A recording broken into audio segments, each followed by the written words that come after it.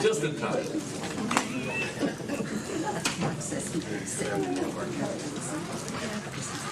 All right. Let's start with a word of prayer. Can I get a brother to lead us in that tonight?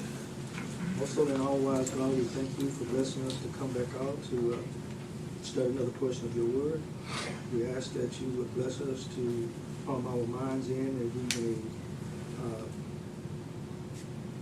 understand and participate in what Jeff has for us today. And we pray that you give him a recollection of the things that he studied, that he may depart it to us, that maybe the least to the greatest may be able to understand.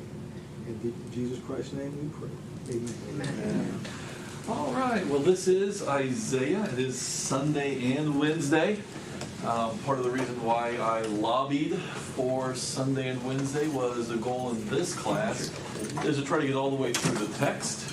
I've already had my beloved coworker next door asking people to kind of pick how far they think I'm going to get, because that's just the kind of coworker he is.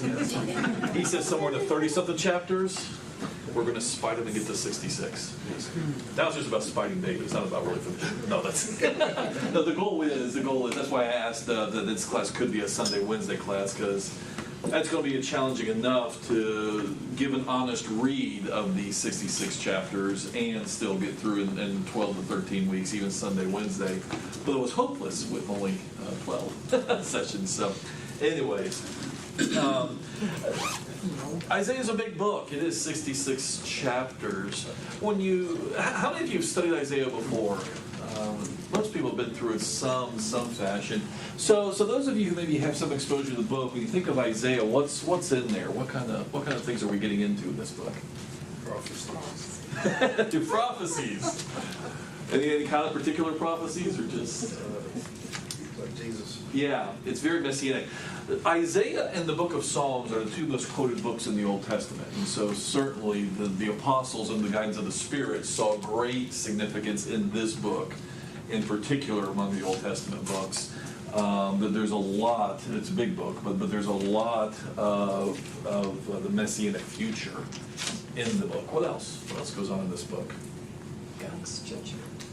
Yeah. So the fun thing about Isaiah is, fluorescent or black. Okay. And a Sharpie that should not be here.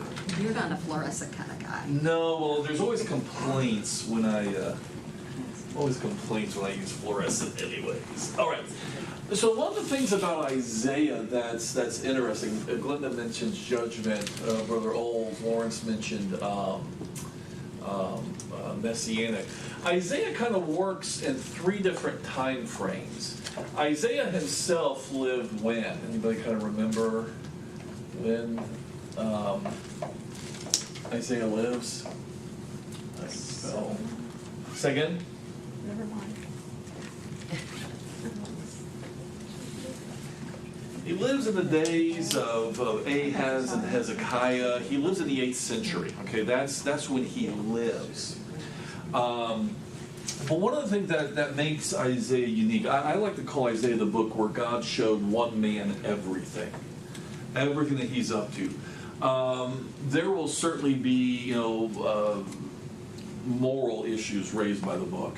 God is very upset about how his people live, their moral lives. The book has some of the best takedowns of idolatry in all of the Old Testament. And in particular, the way it doesn't just condemn idolatry. It gets into the very nature of idolatry. And then again, that's why we want to go slower and then read and discern and kind of get what Isaiah's getting at. He doesn't just, criticize or condemn idolatry. He gets into the underlying logic and how foolish it is.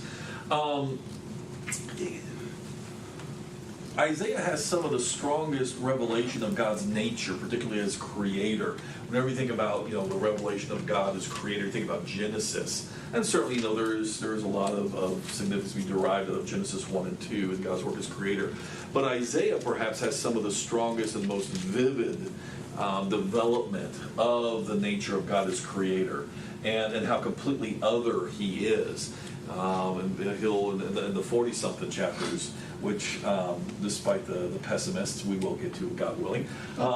In those 40-something chapters, there are some of the strongest developments of his nature. To what will you liken me? To whom will you compare me? The whole idea is there is no analogy for me. And since it's why God always said, the first commandment was no gods before me. The second commandment was, thou shalt not make graven image. And some of you have heard this before, but maybe for those of you who haven't, if you go back and you read that commandment, part of what God will go on to say is when we hear that, what we think is, well, don't make a Baal or an Ashtaroth or and he certainly, God intended for them not to do that. But he'll also go on and say, don't make an image of me.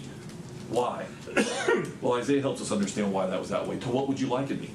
To what can you compare me? If you can draw me, depict me, sculpt me, in any way envision me, your idea of me is way too small. And so, again, Isaiah will, as when we get to the heart of the book, go deep into the imponderable, unfathomable nature of God. There simply is no analogy. There is nothing by which you can look at and say, that's God. You can look at things and say, it's kind of like that in one aspect of God. The sun is like his glory or something, but there simply is no analogy for God in creation. And when you lose sight of that, you wind up with idolatry and some other things. Isaiah will walk us through all that when we get there. But one of the other big things that's easily missed in Isaiah, when you get aside from the moral stuff, when you get aside from the deep revelation of the nature of God and the nature of idolatry is the alternative to God, the counterfeiting of God. One of the things that you get into is the meaning of history. Isaiah is, in a sense, a philosophy of history. And it's easy to miss when we only look at certain messianic prophecies. You just look at Isaiah 7 and the virgin birth or something like that. It's easy to miss that part of what God was actually doing when you look at Isaiah all the way across from chapter 1 to chapter 66 is he's unpacking a philosophy of history. What I mean by that is God is showing Isaiah what he's up to and what it all means and where it's all headed. And that's the thing is Isaiah, in the one sense, as one writer somewhere else put it, God shows Isaiah from creation to the day of eternity. God shows Isaiah everything. God reveals the whole arc to Isaiah over the course of the book. And so one of the things I hope we walk away from when we hit Thanksgiving and the end of November and this quarter's over is that maybe you've had a taste of that or begin to see that. Maybe you don't grasp all of it yet, but at least you recognize that Isaiah's up to something really, really big in that regard. And so part of the way that plays out for Isaiah is he himself lived during the Assyrian period. That was the great enemy of Israel. That was the means by which God either brought judgment to the north or was threatening judgment on the south. And Isaiah is a southern prophet. He is affiliated with Jerusalem. He is in the court of the Davidic kings. That's where you're going to find him.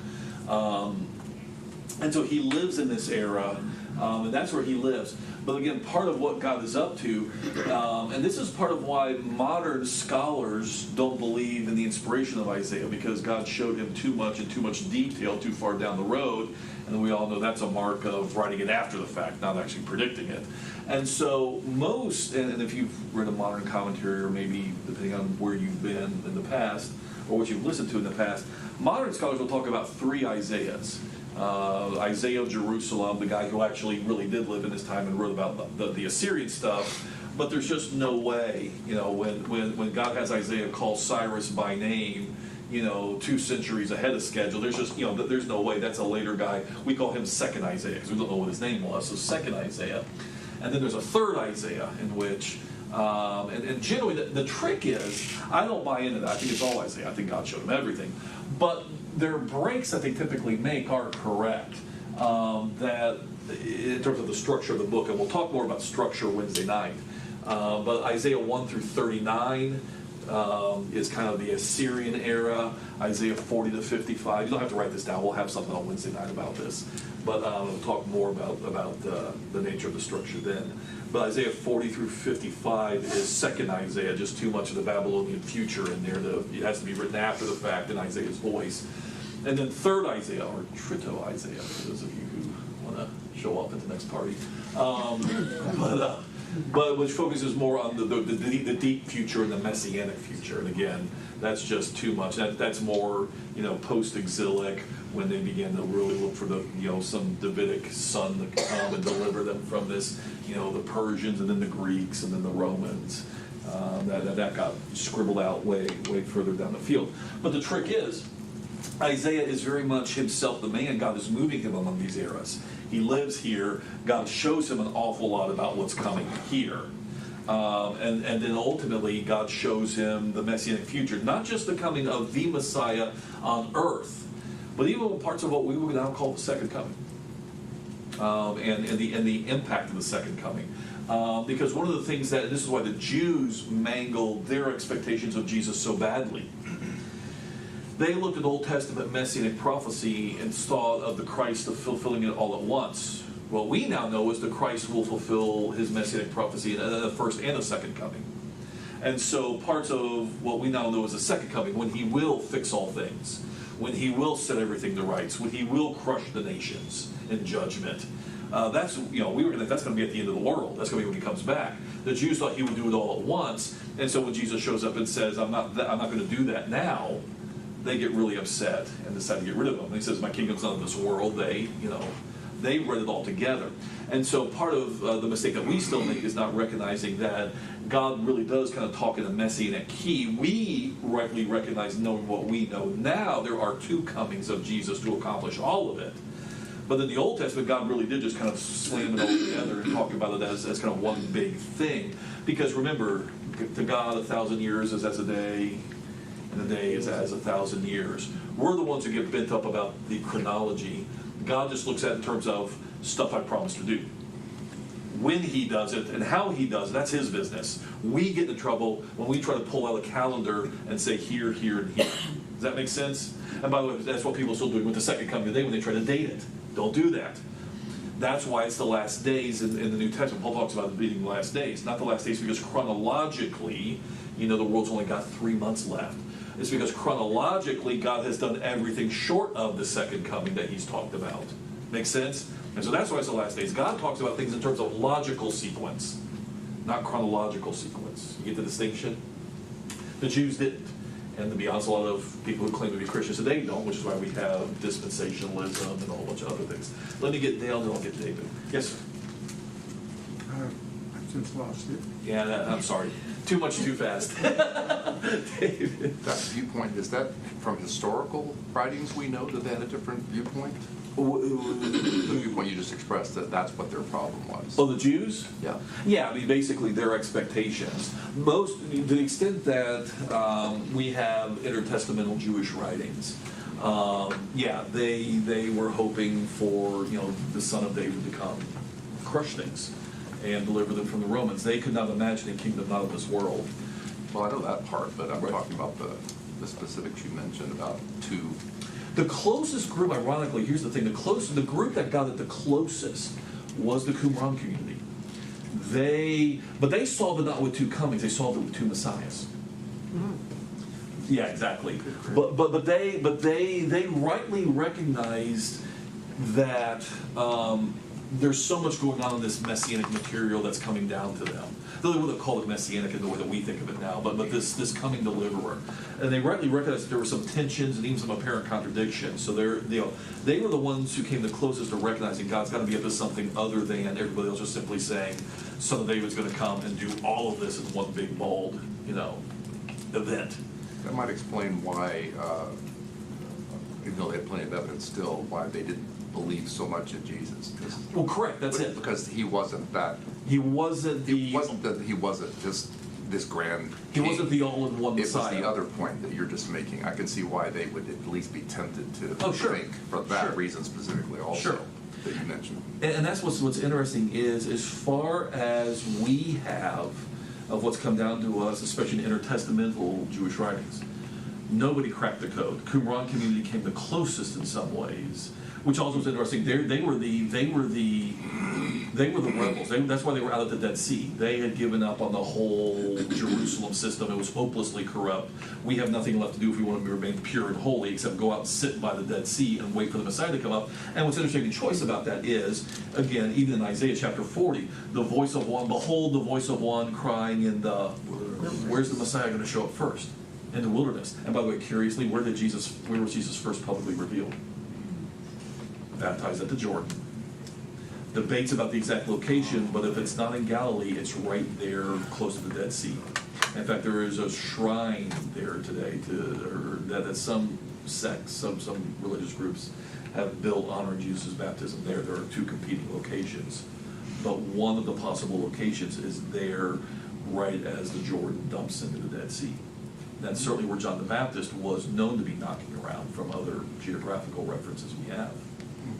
And so the Qumran community, rightly in that sense, God literally showed up in the wilderness. And so they went out to wait. Jerusalem was hopeless. By the way, just, David's question raises a real interesting thing. Even his own disciples, remember, didn't get it even when he tried to explain it to them. 3 times on the journey to Jerusalem, depending on which synoptic account you're or which account you're in, but basically 3 times Jesus will say, I'm going to Jerusalem. They're going to put the Son of Man to death. 3 days later, he's going to be raised from the dead. And of course, most famously, the Matthew 16 account of that, Peter says, no, not going to happen. And even to the point of, despite all these explanations, when you get to Gethsemane and they show up to arrest Jesus, what does Peter do? First, He fights. It's a holy war. Yeah, it's a holy war. That's right. That's right. And so part of the thing of that, I think God does it this way, to be honest, so that no man may boast. That nobody can sit there and say, I got it. I got it all figured out. I cracked the code. You should have listened to me. Because one of my favorite New Testament passages showing just kind of the revelation at the resurrection was Luke chapter 24. His disciples don't get it. Nobody's getting it. And keep in mind, this is just a really good detour here for a minute. The morning of resurrection. Why were there women at the tomb? Think about this. Why were there women at the tomb? They didn't go to meet the resurrected Lord for the Easter service. They came To take their prepare body. What were they expecting to be in the tomb? Despite everything that had been said, what were they expecting? They were expecting his own followers, devoted as they were expecting him. When the women go back and tell the men, he's not there. Do they say, of course, silly women, didn't you listen and believe? No, that's not what they said. What do Peter and John do? They run to the tomb. They have the first Easter 5K. That's exactly what they do. They run there. Why? Because they did not initially. Okay? Didn't get it. No. Nobody. Even his own people who were told repeatedly, this is actually how it's going to play out. Watch. They went to anoint a corpse. Luke 24 is still Resurrection Sunday, later today. This is unique to Luke, but I love this passage because I think it gets at something important. Luke chapter 24. This is unique to Luke's gospel. Some of you heard me talk about this before, but for those who haven't, bear with us here then. It's the story of the trip to the road to Emmaus, remember?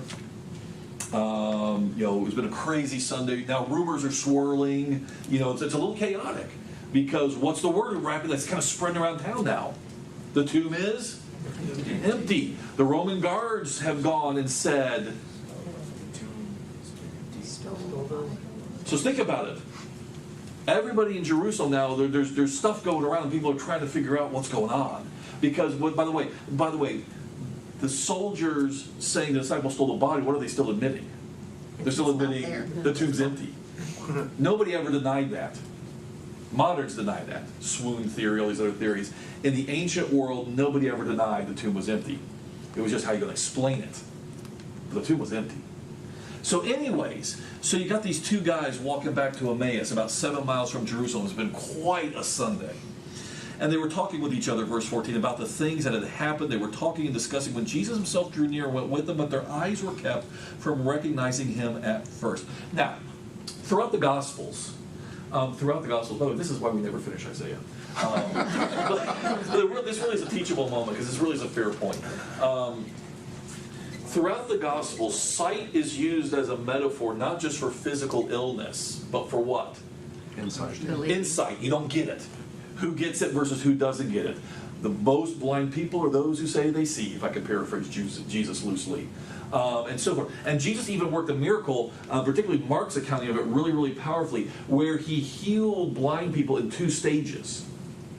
And the point, and by the way, and that parable is in the context of his trip, his final trip to Jerusalem. That's important too. And he does it in 2 stages. Remember, the first time he heals, or kind of does what we call a little healing on the men, and he asks them, or they're asked, what do you see? And they say, we see men walking around like trees. That's not Jesus having a bad miracle day. That's Jesus doing something. What's the point? Part of the impact of his work, even upon those who do want to see, is you only see kind of you see better, but not clearly yet. Then he does it again. Now they see. It's kind of what Jesus is doing through this crucifixion, resurrection of it, even with his own people. Do his disciples believe he is the Messiah, the Son of God? Yes, they do. They see him walking around like trees. Do they understand what he's really here to do and what his kingdom's really about yet? Not a No. chance. No, they do not. That's right. Not a chance. That's why Peter's waving a sword badly in Gethsemane and hacking people's ears off. He wasn't aiming for the ear, folks. You know that. That's just what happens when it's amateur hour. So, here they are. They're walking back. Jesus shows up, but they don't see him. That's part of the point. And people speculate, well, is it because he was resurrected from the dead? He has a different... No, you're missing the point. The point is they don't see because they don't see yet. That's the point. Don't worry about the what-ifs. Their eyes were kept from recognizing him. Verse 17, and he said to them, what is this conversation you were holding with each other while you walk? And they stood still, looking sad. Why are they looking sad?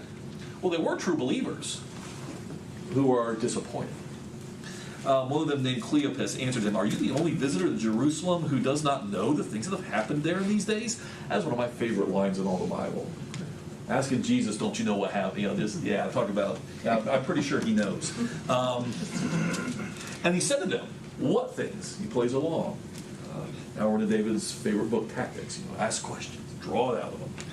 What things? And they said to him, concerning Jesus of Nazareth, man who was a prophet, mighty in deed and word before all the people, and how our chief priests and rulers delivered him to be condemned to death and crucified. Look at what they say next, though, verse 21. But we had hoped that he was the one to redeem Israel. That's another way to phrase it. What are they saying? But he wasn't. Failed. We had hoped. That's why a couple of verses before they looked sad. All these rumors going around, which side did they listen to? Apparently. Which side of the story are they buying into? Did the soldiers Stolen or whatever, or there's so many people today. The religious world is so confusing, who knows what to believe. But the bottom line is, they'd given up. They had wanted to believe, they had followed, they were on Jesus' side in all of this, but with what's happened, they've given up. So, verse 22, moreover, some of the women of our company, because that's the thing, they were disciples. And by the way, another sidebar, we forget, it wasn't just the 12 who followed Jesus all the way to the end. We forget that sometimes. In the book of Acts, Acts chapter 1, when Jesus ascends, he leaves behind not just the 12. How many people were in the upper room? 120. That's still not much, but it's not 12 either. And we forget that sometimes. And by the way, part of the when they had to pick Judas as replacement, one of the conditions was who has followed us the whole time. And they could. They had a couple of candidates. It was not always just the 12. We forget that sometimes. Maybe this very small band at times, but it was not just the 12. All right. And mainly women. Well, that's the other side part. That's right. Women who, and it was the women at the cross, it was the women at the tomb. That's exactly right. Anyways, some of our women on verse 22 amazed us. They were at the tomb early in the morning. They did not find the body. They came back saying that they didn't even see the vision of angels who said that he was alive. And some of those who were with us went to the tomb and found it just what it said, but him they did not see. Which means they left town too early. Anyways, he said to them, O foolish ones. Now look at what he says. O foolish ones, and slow of heart to believe all that the prophets have spoken. Was it not necessary that the Christ, the Messiah, should suffer these things and enter into his glory? And beginning with Moses and all the prophets, he interpreted to them in all the scriptures the things concerning himself, which presumably probably would have been some of Isaiah. But bottom line is, part of what I think that story shows is that even those who were inclined to believe, who were sympathetic, who followed, who followed all through all kinds of trials and seasons. It took the crucifixion and the resurrection of it itself to kind of begin to unlock the significance of what had been revealed. And again, why does God do it that way? So that no man may boast. So that no man may boast. And by the way, what's the takeaway of all that for us today? People who think they can read the second coming and predict in great detail exactly what it's going to look like or what heaven's going to be like or etc. Don't do that. We've already seen how it turned out with the first coming. Don't do that. What you will be able to do when you get there is look back at the words of God and say, of course, how could I not have seen that once it happens? But I fully expect that there are going to be aspects of the second coming in heaven that we're so sure we've got it all figured out, and we're singing about our pearly gates and our golden gates and all of that. And we're going to be surprised how God actually fulfilled it or what it actually was. Be careful. You look forward in hope. As David reminded us this morning, God is faithful. He will keep every word of it. It will be abundant. It will be better than you ever hoped for, or you could have imagined. One of my favorite lines about God's power, Ephesians 3, Paul says to him who can do more, or abundantly more than you can ask or even think. My paraphrase, but you get the point. You can't even begin to imagine. And now we're back to Isaiah. So what would you like in me? You can't begin to imagine who I am and what I'm capable of. You can't begin to imagine who I am and what I'm capable of. All of our creativity is inside the box. When you stop and think about all human creativity, all our artistry, all our engineering, all our thinking, we work inside the box. We take existing concepts, existing images, existing ideas, and we rearrange them. We put a horn on a horse and say, oh, a unicorn, how creative. But it's just a horse. We tinker with it. Who thought up of a horse when there was none? And that's the point. However creative you are, you always think inside the box. That's the problem with idolatry. And we're ahead of ourselves, we'll get there. That's the problem with idolatry in a nutshell. All you do is think inside the box with your gods. That's why God says don't even try to do, even if it's me, don't try to scold me. Don't do that. You have no idea what a God outside the box can do. And that's why God's preferred name for himself in Isaiah, very common. Anybody know what it is? On the right track, but not quite. The Holy One of Israel. That's a very common self-designation God uses. And what does holiness mean first and foremost? It's not moral first and foremost. What does holiness really mean? Set apart. Set apart. I am the Holy One of Israel. When Isaiah encounters God, he thought he was going to the regular temple, and we miss this sometimes. He goes to the regular temple, Isaiah 6, all of a sudden turns into the real temple. And what does he hear being chanted? Holy, holy, holy. That's a key part of this book's vision of God. You cannot begin to imagine who you're dealing with. Which means y'all, going back to now, y'all be obeying. That's why he's angry. But you cannot begin to imagine who you're dealing with. Yes? I think for me, it's limits of my faith. Say again? I'm sorry? For me, it's limits of my faith. Like hearing David this morning, do I really trust to let go of all the human limits that we put on who God is, and to just, it's almost like you have to just take a dive into the, not unknown, but to really let go and fully believe that he is able to do. Yes. And we think he's gonna provide this and this, but he's capable of so much more than what we even ask for. That's it. And it's funny you say that, Tanuvia, because, and this will be probably either week 2 or week 3, because I'm going to do a little bit of the book out of orders. I want to get there are some passages and points in the book that are pillars that getting this larger point. And one of the first pillars is God is most frustrated with his people because they don't trust him. He's got a track record. By the way, and that's part of why God was so impressed with Abraham. Because when God comes to Abram and says, here's the deal. Here's what I want you to do, and that's what we can do for you. Does God have a track record he points to and said, I flooded the world once, that was impressive. But what does God have to offer Abram in terms of covenants kept? or, risk everything and I will bail you. He does not have this big book that we have now. That's part of what I think God loved about that man. That man was simply willing, on the basis of God being God, to take a walk. Risk everything. Then we sit there and say, well, the worst happens, he goes back there. You don't understand what it was like to travel in the ancient world, leave yourself at the risk of being slaughtered by the natives, the pagan. We really don't understand the risk he took in that world to do what he did. Because we're used to, well, if it doesn't work out, you just go home and live in your parents' basement. No, that's not how it worked back then. That's not how it worked back then. You don't move 500 miles plus across the desert into an area. And understand, even a couple, 150 years down the road, Jacob is upset with his sons when they antagonize the men of Shechem, because what can the locals do still even then to them? Come wipe us out. What were you guys thinking, Levi and Simeon, when you went over to Shechem and did that? Don't you realize they can come slaughter us all? Abram says, welcome to my world. There's a risk. So anyways, that's what God is looking for. That's been always, we talk about faith in three aspects. There's the intellectual part. Do you believe that certain things that God has said are true? Jesus is the Son of God being the biggest one today. And then there's the faith as you believe enough to obey. And so, if you believe you're the Son of God, you're baptized for forgiveness of your sins. It leads to an action. But what God is also still just as much looking for is the trust. That is just as much a part of what God is looking for. The trust, even among those who have already intellectually believed and obeyed different aspects. Because being baptized is one thing. Trusting God in dark and dangerous seasons of life is a whole different thing. When the diagnosis is bad, when the finances are hopeless, when something bad's going on with one of your children, whatever it may be, that's a whole different issue. And that's where we find out real quick. And we'll get to that rapidly in this book because that is foundation, one of God's big issues. Those who do not trust in God build idols because we want something to trust in. And that's part of the role of idolatry in this book when you draw the lines all the way through.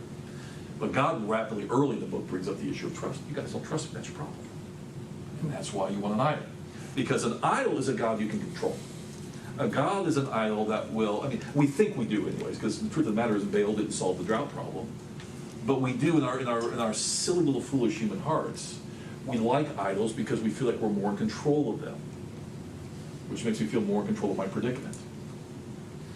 And so today, my first inclination is to trust the doctor, not the Almighty. Right? My first inclination is to trust the financial advisor who's going to tell me how to fix my investments or save my retirement or whatever, not the Almighty who said, the righteous don't starve. Let's just be honest. And Isaiah's going to go there. And he's going to make it a very big deal. God knows the problem with his people is we say the right things. And that's actually going to go up rapidly too. You say the right things. But you don't live the right things. Not just morally. You don't live the right things in terms of, I know your heart. You don't really trust in me right now. You're afraid. And you're giving me your fear. So anyways, that'll be either second or third week. We'll see how fast we move. So far, not good. So what I want to do today, we've got about 18 minutes left. Let me do this. One of the reasons we don't like the prophets and we stay away from the prophets is because they're weird and they're different. They talk in poetry. Who does that? And so that, we're not a poetic people. That makes it hard. And then the next thing is they assume a lot of their history and their culture, and we don't know that.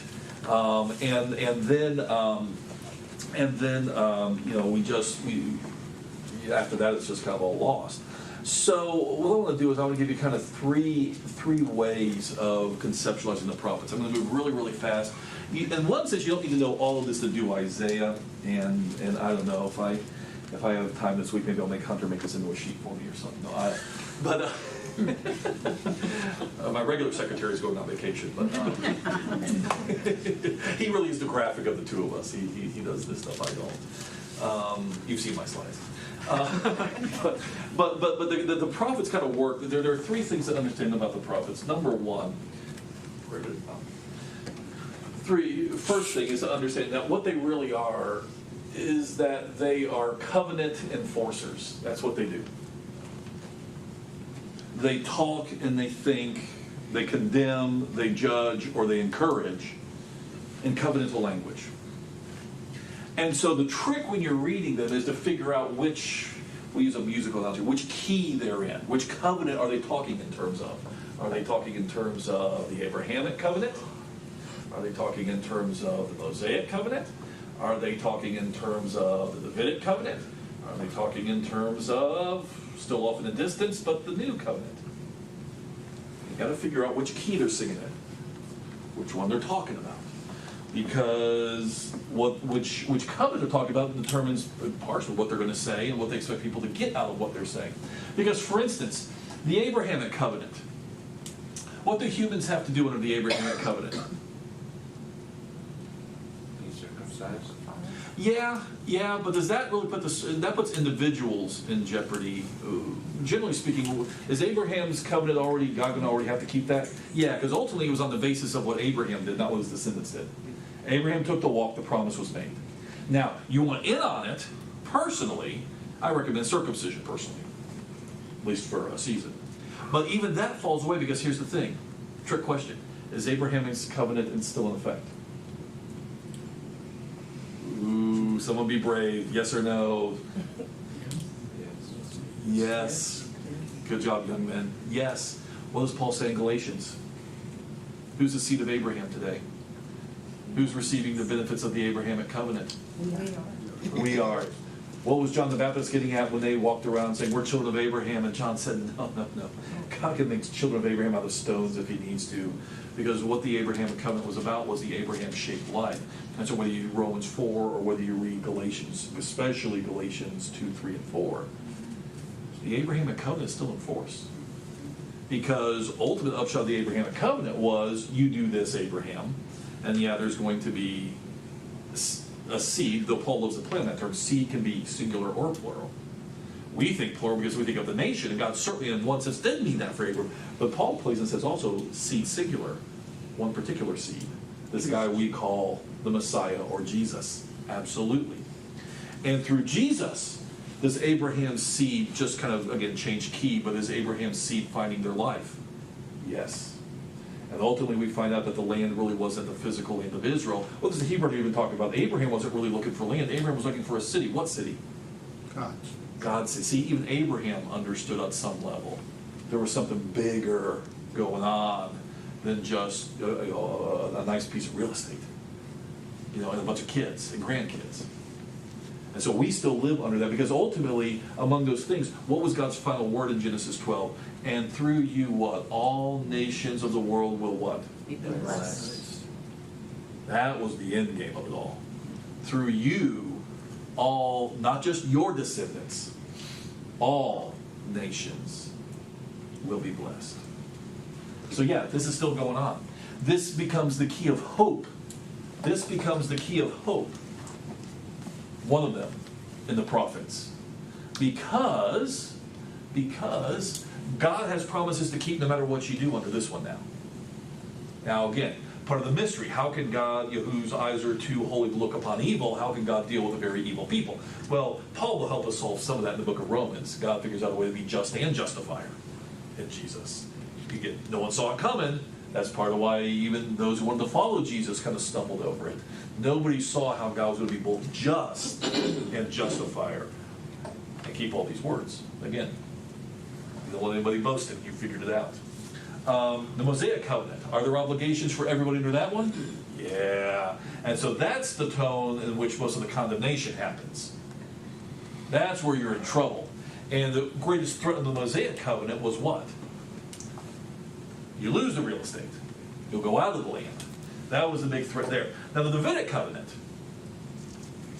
was that, this was unilateral. Abraham did his part, now it's just all up to God. God's got promises to keep because Abraham checked the box, so to speak. Bilateral.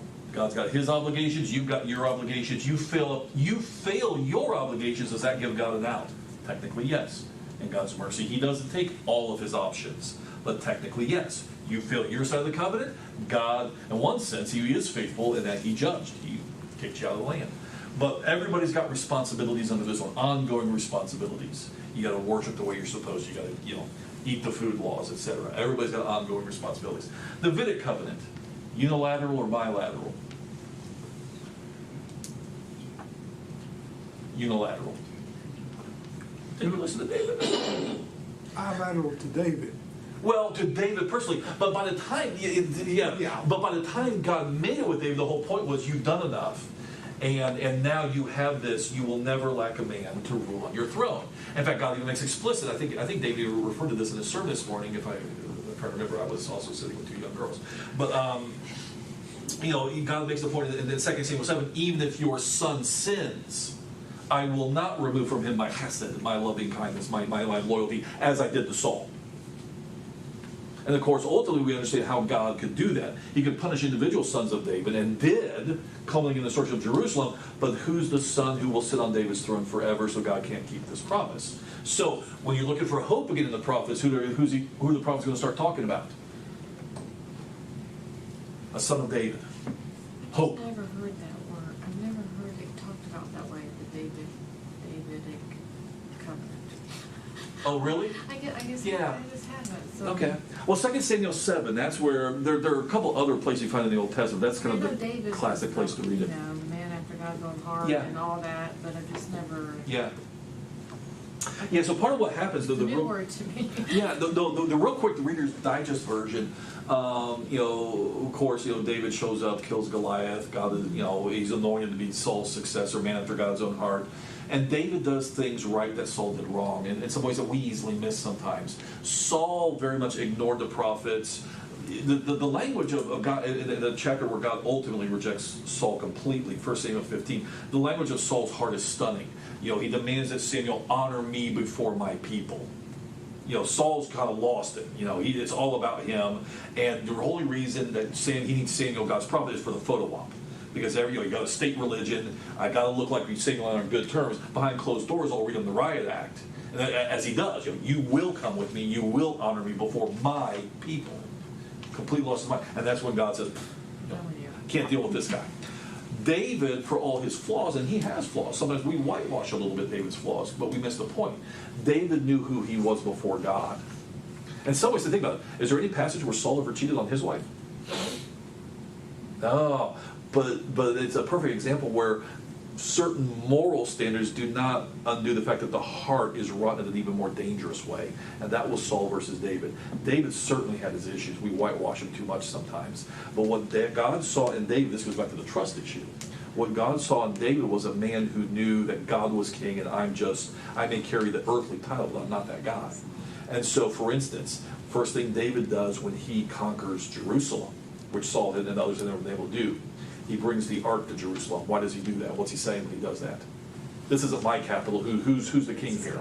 This is God's place. And in particular, when God will make this covenant with him, David goes from not just kind of enthroning God in Jerusalem once he has it, but then basically sitting around saying, it's still in a tent. I've got a nice house. That's not right. I'm going to build a temple. And God shows up and says, you're too bloody from the wars you fought to do that for me. But I appreciate basically, I appreciate the heart of that, so I'm going to build a house for you. And it doesn't always come out in English translations, but there's a great pun in Hebrew there. You wanted to build a house for me, but instead I'm going to build a house for you, is what he says for him. And that's his family culminating in the Messiah. But again, even the Bible, by your question, David, even the Bible, inspired writers by inspiration raise the issue of how's God going to keep this word. Psalm 89 teases on that a little bit. I don't think David got to that as much this morning, but the psalmist will basically say, after having hymned God's faithfulness in the Davidic covenant, how are you going to keep it now? And in particular, Jeremiah chapter 22, God, right before Jerusalem falls, God has so had it with the last three kings. The last in particular, the one we call Jehoiachin, which is a horrible transliteration. But anyways, because it's not chin, it's kin, like carabine. Anyways, he says, though Coniah, one of his other names, was a signet ring on my hand, this last Jewish king. Zedekiah was a puppet. That's why he's not in Jesus' genealogy, by the way. Zedekiah really is the last king, and Jehoiakim is. Zedekiah is a puppet. Go read the genealogies of Jesus. Anyways, though he wore a signet ring on my hand, there was a symbol of my own name and authority. I'm going to take it off and throw him away. And then he goes on, he says, write this man off as childless. Now, was Jehoiachin literally childless? No, because eventually Jesus comes through him. He was not literally. What does God mean? He says, write him off as childless. I'm not going to recognize these descendants in this way anymore. And in fact, the next line is, never again will a man prosper sitting on the throne of David in Jerusalem. So even in the inspired writings, you've got a conundrum. Well, wait a second. Wait a second. How can that be? Well, Jesus comes and says, I got David's throne, but it's not a kingdom of this world. I can't do that. Nobody saw it coming. So God's up the four-dimensional chess here is what he's doing with three-dimensional people who can't think outside the sandbox. Which is why God says you need to trust me and follow me. I will know what's really going on. I really know what I'm up to. You guys got to quit trying to think for yourselves and just follow. Yes, ma'am. Is that part of why you said, just because you're of the seed does not mean you are of the promise? Yeah, that's right. Absolutely, absolutely. And that's part of, as we transition to the New Covenant real quick, part of what I think the New Covenant's getting at when, well, here, just look in your own Bibles real quick. Go to Jeremiah 31. By the way, we like Jeremiah 31 as a passage for the New Covenant, and certainly we use it also because the Hebrew writer quotes it as New Covenant. But there are other passages that express the gist of the New Covenant, both in Isaiah and in Ezekiel. But this is kind of our preferred formulation. And so, in fact, we'll talk about that when we get to that part of Isaiah. But anyways, Jeremiah 31. This is 31. I really meant. No, it is 31. Where did it go? There it is, 31, in verse 31. Behold, the days are coming, declares the Lord, when I will make a new covenant with the house of Israel and the house of Judah, not like the covenant that I made with their fathers on the day I took them by hand to bring them out of the land of Egypt, my covenant they broke. And by the way, right there, the new covenant replaces not this one and this one. When he says that, what does he tell you he's replacing? He's replacing this one. Because we're still living under this one.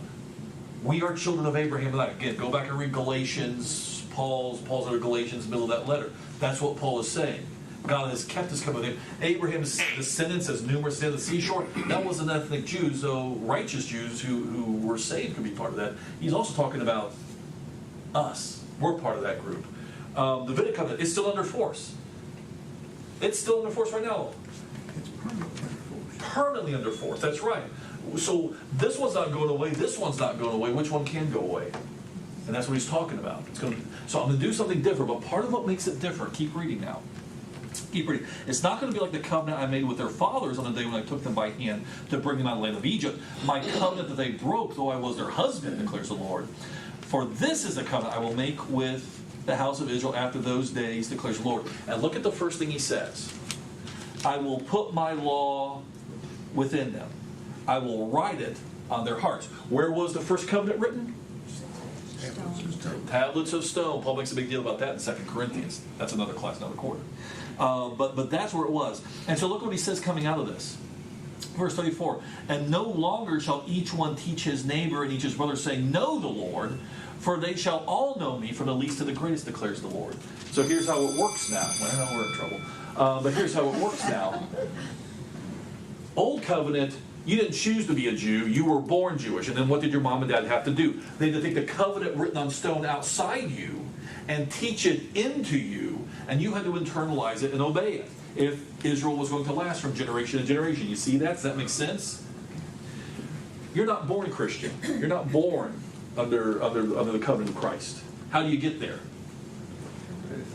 Because you hear the law, take it in, accept it, obey it, and put yourself under the covenant. So that by definition, if you are in this covenant, the law is already inside. By definition, I don't have to go to you and say, know the Lord, Brother Bates, because you already know him if you're here. That's why you're here. People that be taught to know the Lord under Judaism. They were born to it. They were born under the covenant. They had to be taught into the covenant then. And that's part of, to be fair, that's part of how the covenant kept breaking down. Because transmission from generation to generation is pretty tricky. Those of us who raise kids know that. But this is going to be something fundamentally different, because God has no grandchildren ultimately. If you are in this covenant, it's because you said, I want to be one of these people. So the law starts on the inside. And I don't have to go to any of the rest of God's covenant people now and say, know the Lord, because by definition, if you are one of the God's covenant people, it's because you chose to be, not by birth, but by intelligent decisions. By the way, this is why you can't baptize babies. That's right. Because babies can't do this. That is an old covenant, Old Testament way of thinking about how parents to children and the faith is transmitted. You can't do that. The very essence of the new covenant is people have to be old enough and able to take this inside and choose this for themselves, so that I don't have to tell my son, know the Lord, even though he was baptized as a baby. You with me? Make sense? All right. Well, we are stuck there for tonight. I'll see you Wednesday night, and we'll try to do more. How long after Isaiah?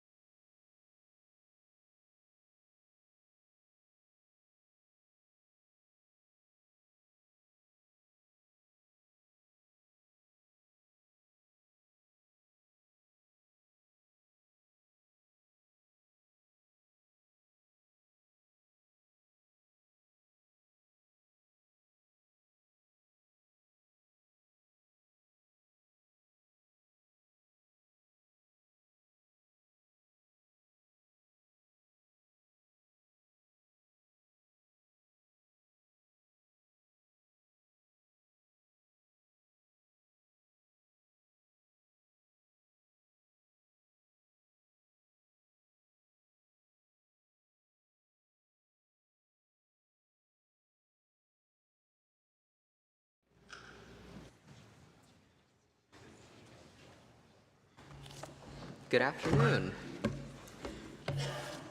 Our first song for tonight will be number 580 in the hardbound book, 10,000 Angels. And the way we're going to do this one is we are going to sing the first and second verse, then we're going to sing the chorus, and then we're going to sing the third and fourth verse, and then we're going to sing the chorus.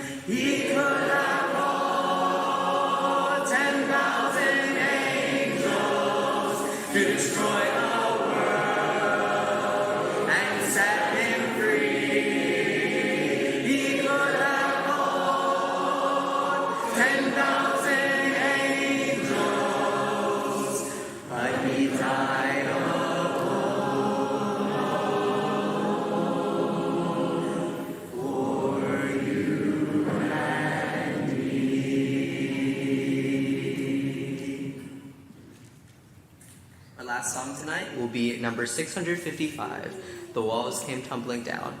And I ask if you are able that you please stand for this song.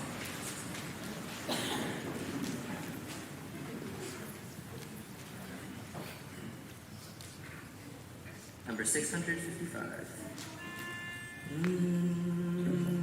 Do sol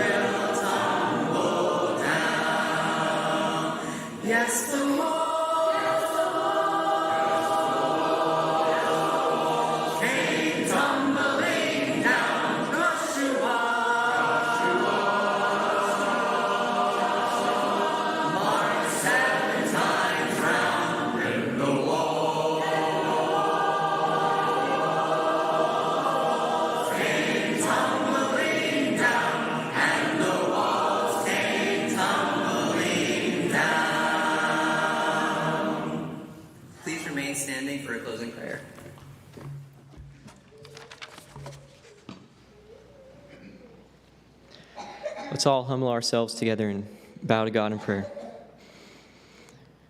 Lord our God, we're aware that we're unworthy to stand before you, much less pray to you. But just as David reminded us this morning, you remain faithful even when we are faithless.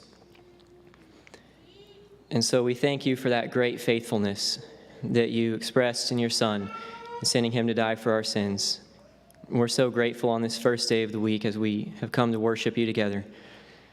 And we ask that you be with us as we go out, and especially be with the many of our number who are struggling in many ways, physically and emotionally, and in ways that only you know, Lord.